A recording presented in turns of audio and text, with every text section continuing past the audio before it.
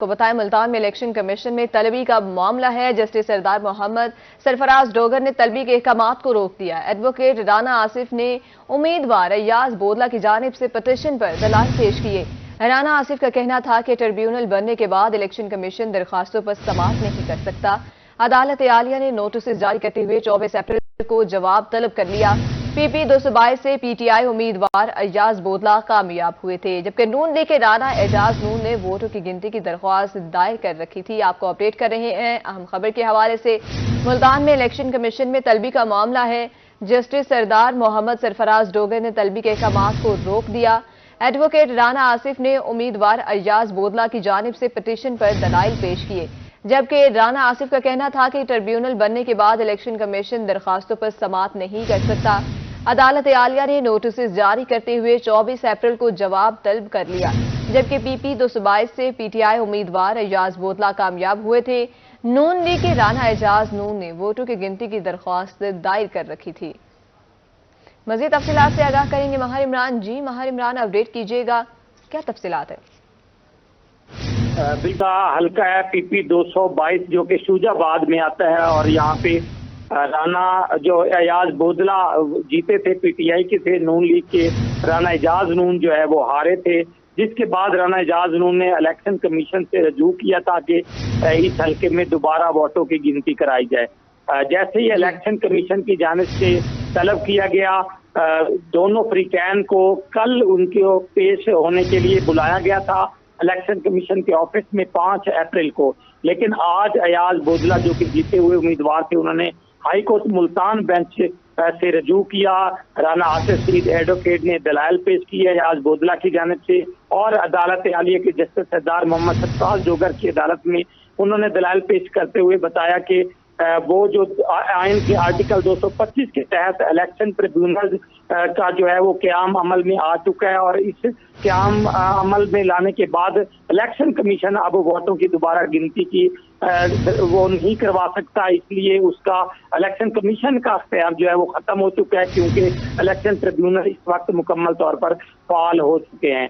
یہ جو دلائل دیے اور اس پر حکم امتناعی جاری کر دیا گیا ہے، کل ہونے والا جو سماعت ہے الیکشن کمیشن کی وہ ہائی کورٹ نے روک دی ہے، اور اس کے ساتھ ہی 24 اپریل کو نوٹس جاری کرتے ہوئے دونوں فریقین کو عدالت میں طلب کیا ہے۔ واضح ہے کہ الیکشن کمیشن کی جانب سے جو طلبی کے نوٹس دیے گئے تھے وہ بھی کل عدم قرار دے دیے گئے ہیں، جو کل پیش ہونے تھے، اور اس طرح سے جو الیکشن کمیشن کے احکامات تھے ان کو معطل کرتے ہوئے 24 اپریل کو باقاعدہ طور پر جواب طلب کیا گیا ہے لاہور ہائی کورٹ کے جسٹس سردار محمد سرفراز ڈوگر نے۔ اس موقع پر عدالت عالیہ نے الیکشن کمشنر ملتان سے بھی وضاحت طلب کی تھی کہ کس قانون کے تحت ٹریبیونل کے قیام کے بعد آپ جو الیکشن کمیشن جو ہے وہ ووٹوں کی دوبارہ گنتی کے احکامات جاری کر سکتا ہے۔ تو یہ تمام جو معاملہ ہے وہ تحریری طور پر پیش کرنے اور وضاحت کرنے کے لیے اب 24 اپریل تک جو حکم امتناعی بھی جاری ہوا ہے، اور 24 اپریل کو جو ہے وہ جواب طلبی کی گئی ہے دونوں فریقین سے۔ جی ماہر عمران، بہت شکریہ، آپ ہمیں تفصیلات سے آگاہ کر رہے تھے۔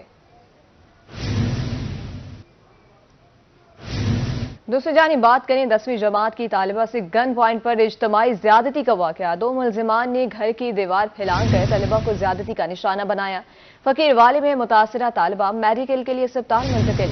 متاثرہ طالبہ کی مدعیت میں 4 ملزمان کے خلاف مقدمہ درج، 2 ملزم گرفتار، مزید کی تلاش جاری ہے۔ آپ کو اپڈیٹ کر رہے ہیں 10ویں جماعت کی طالبہ سے گن پوائنٹ پر اجتماعی زیادتی کا واقعہ ہے۔ 2 ملزمان نے گھر کی دیوار پھیلان کر طالبہ کو زیادتی کا نشانہ بنایا۔ فقیر والی میں متاثرہ طالبہ میڈیکل کے لیے اسپتال منتقل۔ متاثرہ طالبہ کی مدعیت میں 4 ملزمان کے خلاف مقدمہ درج، جبکہ 2 ملزم گرفتار، مزید کی تلاش جاری ہے۔ ملتان میں کمشنر مریم خان کی زیر صدارت بجلی چوری روک تھام باری اجلاس کیا گیا۔ ڈویژنل نفاذ کمیٹی کے اجلاس میں سخت اقدامات کا فیصلہ۔ کمشنر مریم خان کا کہنا تھا کہ بجلی چوروں کے خلاف مقدمات درج کیے جائیں گے، بجلی چوروں کا بجلی کنیکشن منقطع کر دیا جائے گا۔ میپکو کو بجلی چوروں کے خلاف ضلعی انتظامیہ کی معاونت حاصل ہے، جبکہ ضلعی نفاذ کمیٹیاں تشکیل کی گئیں، واضح نتائج نظر آنے چاہیے۔ کیپٹن سہیل چودھری کا ایسا کہنا تھا۔ کہ بجلی چوری کی روک تھام کے لیے پولیس بھرپور تعاون کر رہی ہے۔ اب تک 6,628 FIR درج کی گئی ہیں، جس میں 5,420 گرفتار کیے جا چکے ہیں۔ غفلت برتنے پر 4 اہلکار معطل، جبکہ 542.4 ملین ریکور کیے گئے ہیں۔ آپ کو اپڈیٹ کر رہے ہیں کہ کمشنر مریم خان کی زیر صدارت بجلی چوری کی روک تھام والے اجلاس ہوا ہے۔ اسی حوالے سے تفصیلات سے آگاہ کریں گے ماہر عمران۔ جی ماہر عمران، اپڈیٹ کیجیے گا۔ بالکل بتائیں کہ بجلی چوری کی روک تھام کے حوالے سے اس وقت حکومت مکمل طور پر جو ہے ان ایکشن ہے۔ اس سے پہلے جو وزیر داخلہ محسن نقوی نے باقاعدہ طور پر FIA کو ہدایات جاری کی تھی، جس کے بعد پنجاب حکومت بھی اس معاملے میں جو ہے ان ایکشن نظر آتی ہے، اور آج کمشنر ملتان جو مریم خان ہے ان کی زیر صدارت captain retired RPO Sohail Chaudhry وہاں پہ موجود تھے۔ ان کے ساتھ CPO ملتان، ڈپٹی کمشنر سمیت جو اسٹیک ہولڈر تمام جو میپکو کے بھی حکام موجود تھے، اور بجلی چوروں کو گرفتار کرنے، ان کے پر مقدمات درج کرنے اور کنیکشن منقطع کرنے کے حوالے سے جو ہے وہ سخت ہدایات جاری کی گئی ہیں۔ اس حوالے سے مریم خان کا میپکو کو خصوصی جو ٹاسک فورس تشکیل کر کے بڑے پیمانے پر کریک ڈاؤن کرنے کا انہوں نے حکم دیا۔ ضلعی نفاذ کی کمیٹیاں تشکیل کرنے کا بھی حکم جو ہے وہ دیا گیا ہے۔ تمام DPOs CPO دفتر میں فوکل پرسن مقرر کر کے استغاثہ کی جانچ کرنے اور ملوث جو ملزمان ہیں ان کے خلاف مکمل جو سماعت ہے، جو پیروی ہے وہ کرنے کا بھی جو حکم ہے وہ دیا گیا۔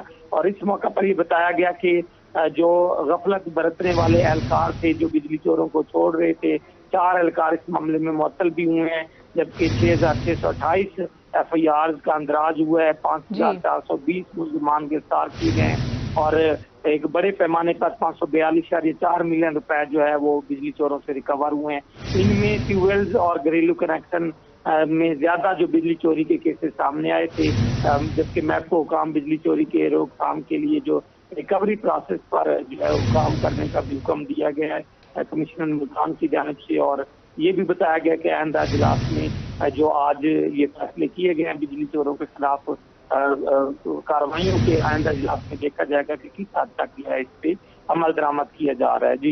جی ماہر عمران، بہت شکریہ، آپ ہمیں اپڈیٹ کر رہے تھے۔ ضلعی انتظامیہ کا پینے کے صاف پانی کی فراہمی کے لیے عملی اقدامات کا فیصلہ۔ ضلعی انتظامیہ کا پینے کے صاف پانی کی فراہمی کے لیے عملی اقدامات کا فیصلہ کیا گیا، جس میں ڈپٹی کمشنر کیپٹن ریٹائرڈ رضوان قدیر کا تمام واٹر پیوریفیکیشن پلانٹ فوری فعال کرنے کا حکم۔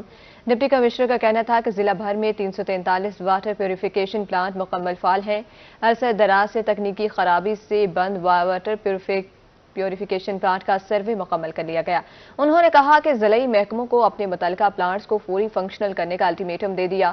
دیہی علاقوں میں اثر نو سروے کیے جا رہے ہیں، پینے کے پانی کے ٹیسٹ کرائے جائیں، تعلیمی اداروں میں قائم پلانٹس کی فعالیت کے لیے نجی سیکٹر کی خدمات بھی حاصل کی جائیں۔ اس فنکشنل واٹر فلٹریشن پلانٹس کو فنکشنل کرنے کا بھی انڈیکیٹر تھا، تو وہ ہم نے آج اس کی پیریوڈک میٹنگ تھی، ہماری فورتھ نائٹلی میٹنگ ہوتی ہے، آج ہم نے اس کی سیکنڈ میٹنگ کی تھی۔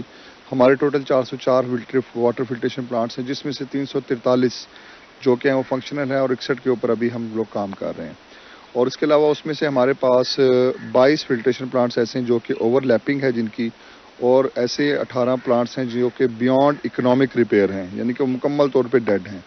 تو میننگ دیر بائی ہمارے پاس 382 واٹر فلٹریشن پلانٹس ہیں اور 343 ہمارے فنکشنل ہیں۔ 39 واٹر فلٹریشن پلانٹس رہ گئے ہیں جن کے لیے واسا کو، پبلک ہیلتھ کو، ڈسٹرکٹ کونسل کو اور اسکول ایجوکیشن ڈپارٹمنٹ کو ان کو بتا دیا گیا کہ جو فلینتھراپس کے ذریعے، اپنے بجٹ کے ذریعے اور جو بھی مینز ان کو اپروپریٹ لگتے ہیں ان کے ذریعے ان کو فنکشنل کریں، تاکہ کلین ڈرنکنگ واٹر جو کہ ہمارا ایک ڈیولپمنٹ گول کا آبجیکٹو بھی ہے وہ بھی اچیو ہو سکے، اور ستھرا پنجاب۔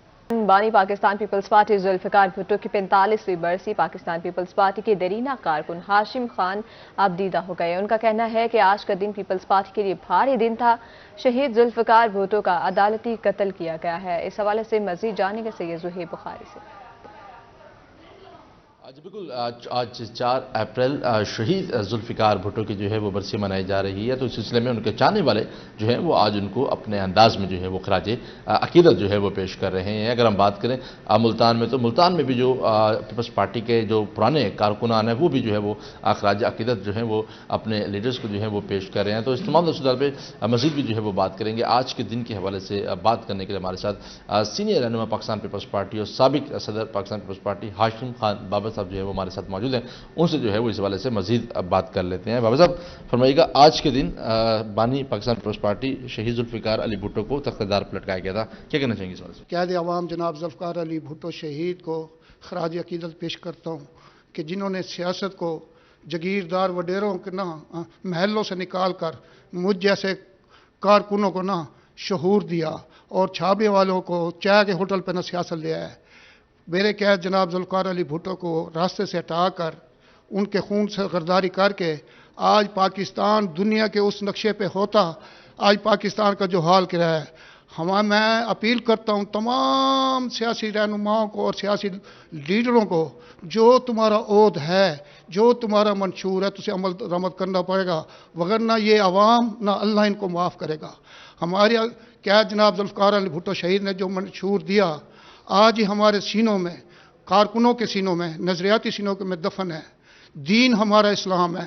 آج دین اسلام کا جو انہوں نے حلیہ بگاڑ دیا ہے، انتقام لینے والی عوام، طاقت سوشلزم ہماری معاشیت ہے، طاقت کا سر چشمہ عوام ہے، غریب عوام۔ ہاشم خان بابا صاحب جو ہے وہ ہمارے ساتھ موجود تھے اور اپنے انداز میں جو ہے وہ شہید ذوالفقار علی بھٹو کو جو ہے وہ خراج عقیدت جو ہے وہ پیش کر رہے تھے۔ ان کی جانب سے جو ہے وہ یہی جو ہے وہ کہنا ہے کہ ذوالفقار علی بھٹو کو جو ہے وہ تخت دار پر جو ہے وہ لٹکایا گیا تھا۔ جی سید زہیر بخاری، بہت شکریہ اپڈیٹ کرنے کے لیے۔ ملتان کمشنر مریم خان کا بزنس فیسیلیٹیشن سینٹر کا دورہ۔ کمشنر مریم خان کا کہنا تھا کہ کاروباری افراد کے مسائل کے حل کے لیے سہولیات فراہم کی گئی ہیں، جبکہ پنجاب حکومت معاشی استحکام کو صوبے کی ترقی کا ضامن سمجھتی ہے۔ سہولت سینٹر کا قیام سرمایہ کاری کی جانب سے اہم قدم ہے۔ کاروباری افراد کے لیے غیر ضروری ریگولیشنز کا خاتمہ ہوا۔ سہولت سینٹر میں 18 صوبائی، 2 وفاقی 106 سروسز دستیاب ہیں۔ اب تک 10 درخواستیں موصول، جبکہ 898 ڈاکومنٹس جاری کیے جا چکے ہیں۔ آپ کو اپڈیٹ کر رہے ہیں کہ ملتان میں کمشنر مریم خان کا بزنس فیسیلیٹیشن سینٹر کا دورہ۔ کاروباری افراد کے مسائل کے حل کے لیے سہولیات فراہم کی گئی۔ تفصیلات سے آگاہ کریں گے ماہر عمران جی، اپڈیٹ کیجیے گا۔ بالکل، اس حوالے سے بتائیں کہ آج جو ملتان میں بزنس فیسیلیٹیشن سینٹر بنایا گیا ہے، کمشنر ملتان مریم خان نے ان کا دورہ کیا ہے اور وہاں پر پنجاب حکومت، ان کا کہنا تھا کہ پنجاب حکومت جو معاشی استحکام کو صوبے کی ترقی کا ضامن سمجھتی ہے، اور اس حوالے سے یہ جو سہولت سینٹر بنایا گیا ہے سرمایہ کاروں کے لیے بڑا جو یہ اہم ہے۔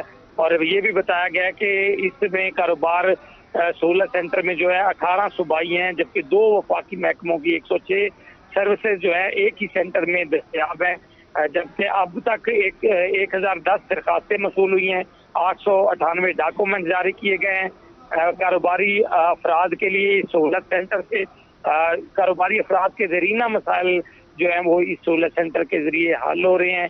کمشنر ملتان کا کہنا تھا کہ بزنس فیسیلیٹیشن سینٹر کے فعال ہونے سے جو کاروباری افراد کے لیے جو غیر ضروری ریگولیشن کا جو ہے وہ خاتمہ ہوا ہے اور آسانیاں پیدا کی گئی ہیں، اور یہ ملتان میں اس سینٹر کے قیام سے جہاں پہ بزنس بڑھے گا، کاروبار اور تاجر برادری کو فائدہ ملے گا، وہیں پہ جو معاشی استحکام ہے ملک کا وہ بھی معاشی طور پر استحکام ہوگا۔ اور اس ایک سینٹر میں جو ہے 106 سہولتوں کا مہیا ہونا یقیناً تاجر برادری کے لیے اور کاروباری افراد کے لیے ایک خوش آئند ہے، جس کے لیے حکومت جو ہے وہ کام بھی کر رہی ہے اور اس کو مزید اس کے لیے بہتر سہولیات کے اقدامات بھی کیے جا رہے ہیں۔ جی ماہر عمران، بہت شکریہ اپڈیٹ کرنے کے لیے۔ آگے بڑھیں، آپ کو بتائیں پاکستان کاٹر جینرز ایسوسی ایشن کی اپریل کے مہینے پہلی رپورٹ جاری۔ 31 مارچ تک 83,96,557 بیل جننگ فیکٹریوں تک پہنچی۔ ملتان میں ٹیکسٹائل انڈسٹری کو 80,43,000 بیل پہنچی، جبکہ 31 مارچ تک 2,92,726 گانٹھیں ایکسپورٹ ہوئیں۔ پورے ملک میں اب تک 18 جننگ فیکٹریاں فعال ہوئی ہیں۔ اسی حوالے سے تفصیلات سے آگاہ کریں گے علی ریاض۔ جی علی، اپڈیٹ کیجیے گا۔ پاکستان کاٹن جنر ایسوسی ایشن کی جانب سے جو جننگ فیکٹریوں کی جو رواں سال سے ہی جو رپورٹس تھی وہ جلدی آنا شروع ہو گئی تھی، تو اس بار جو ایک طرف جہاں پچھلے سال جو گزشتہ سال کے مقابلے میں کپاس زیادہ رقبے پر کاشت ہوئی تھی، تو اسی بار جو پیداوار تھی وہ بھی جلدی آنا شروع ہوئی. تو پہلی بار یہ ہوا تھا کہ جننگ فیکٹریاں ہیں وہ جولائی کے مہینے میں ہی جو فعال ہو گئی، جو کہ اب تک جو ہے چل رہی ہیں. اب اگر بات کی جائے جو تاریخ سے رپورٹ جاری کی گئی ہے پی سی جی کی جانب سے، اس رپورٹ کے مطابق 31 مارچ 2024 تک جو پورے پاکستان میں جو 18 جننگ فیکٹریاں فعال تھی، وہاں پر جو ہے 83,96,557 جو بیل ہیں وہ فیکٹری پہنچے تھے. اگر بات کی جائے کہ اب تک جو ہے کتنی جو گانٹیں ہیں وہ ٹیکسٹائل انڈسٹری کو دے دی گئی ہیں، تو ٹیکسٹائل انڈسٹری کو اب تک جو ہے 80,43,356 بیل جو ہے وہ بیچ دی گئی ہے. تاہم اگر بات کی جائے کہ اس سال جو ایکسپورٹ کی گئی ہے جو کہ بیچی گئی ہے وہ 2,92,726 بیلیں ہیں. جب اگر بات کی جائے کہ پورے ملک میں کتنی جننگ فیکٹریاں فعال ہیں اب تک جو فیکٹری ہیں وہ 18 جننگ فیکٹریاں پورے مکمل طور پہ فعال ہے. جس اگر بات کی اس میں تو پنجاب کی جو فیکٹری ہے وہ 17، جبکہ صوبہ سندھ کی جو ہے وہ ایک فیکٹری ہے.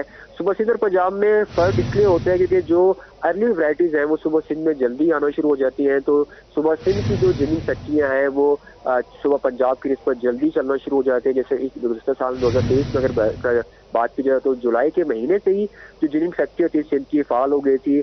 تو اینڈ کا جو مہینہ ہوتا ہے یہ جو اپریل سے لے کر مئی تک کے جو مہینے ہوتے ہیں اس میں پنجاب کی جننگ فیکٹری فعال ہوتی ہے، تو اس لیے اب تک جو زیادہ جو جننگ فیکٹری پنجاب کی فعال ہے مکمل طور پر. اب اگر بات کریں اس کا اگر تقابلی جائزہ لیا جائے کہ اس سال اور گزشتہ سال کی نسبت کتنا جو ہے وہ فرق پڑا ہے، تو اس سال جو اگر بات کریں جہاں 83 لاکھ کے قریب جو بیل حاصل ہوئی ہے، تو گزشتہ سال جو اسی جو ہے 50% بھی بیل حاصل ہو پائی تھی.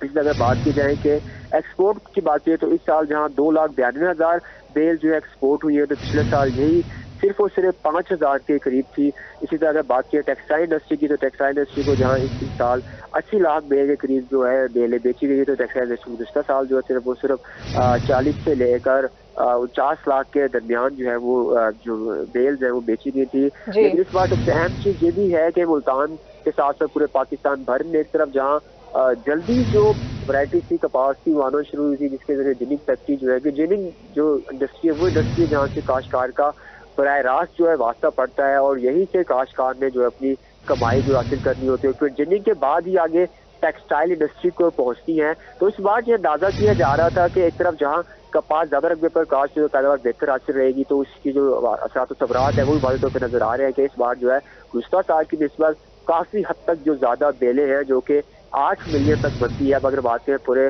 پاکستان کی جو ٹیکسٹائل انڈسٹری کی ریکوائرمنٹ ہے وہ 1 کروڑ کے لگ بھگ بیلز ہیں جو کہ ہم گزشتہ کئی سالوں سے ٹارگٹ اچیو کرنے کی کوشش کی جا رہی ہے.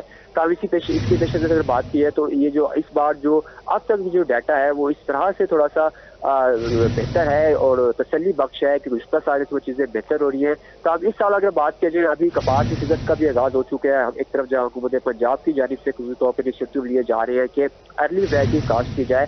گزشتہ سال کا تجربہ یہ رہا ہے کہ جو ہے بہتر رہتی ہے. تو اس بار بھی ایک طرف جہاں حکومت پنجاب کی جانب خاص طور پر پنجاب میں یہ فوکس کیا جا رہا تھا کہ ارلی ورائٹی لگائی جائے. اگر بات کریں تو اس کپاس بلوچستان کی بھی کچھ اضلاع ہے، بلوچستان میں بھی 100 کے قریب جو ہے جننگ انڈسٹریز ہے وہاں پر بھی کپاس کاشت ہوتی ہے. سندھ ہمارا ایک پورے پاکستان کے بڑا اسٹیک ہولڈر ہے جہاں پر کاشت ہوتی ہے. تو سندھ اور بلوچستان میں ارلی عموماً جو کپاس لگائے جاتے ہیں، لیکن اس بار صوبہ پنجاب میں بھی یہ فوکس کیا جا رہا ہے کہ باقاعدہ طور پر جو ارلی ورائٹیز ہے وہ لگایا جائے، جس میں حکومت پنجاب کا فوکس کیا جائے. جو ٹرپل گرین ورائٹی ہے وہ یہ لگایا جائے. گزشتہ سال میں اگر دیکھا جائے تو مشاہدے میں یہ رہا کہ جہاں موسم تبدیلی کے ساتھ جو کپاس کا نقصان پہنچا تو وہیں وائٹ فلائی خاص طور پر گزشتہ کئی سالوں میں جو گلابی سنی تھی اس سے نقصان پہنچا. لیکن اس بار جو گزشتہ 2 سالوں کا مشاہدہ تھا فیلڈ میں اس میں جو ہے جو وائٹ فلائی ہے اس کا خاصا جو حملہ دیکھنے میں جس جنوبی پنجاب میں گزشتہ سال میں سابق وزیر اعلیٰ محسن تسلی کی خصوصی طور پر توجہ ہدایت کی جانب سے جب وائٹ فلائی کا حملہ ہوا تو پاک آرمی کی جانب سے بھی مدد لی کہ جنوبی پنجاب میں. جی علی ریاض بہت شکریہ، آپ ہمیں تفصیلیں آگاہ کر رہے تھے.